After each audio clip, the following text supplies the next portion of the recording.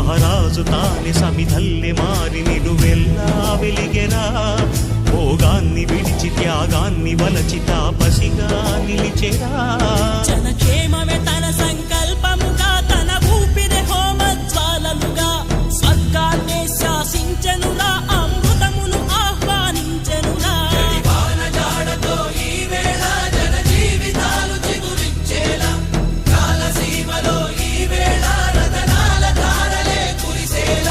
కల్లు కల్లు మని సిరిము వల్లే చినుకే చేరగా, జల్లు జల్లు మని పులకింతల్లు పుడమే పాడగా, హరివిల్లు ఎత్తి కరిమబ్బు వాన బాణాలే వేయని, నిలువెల్ల మంచు వడగళ్ళు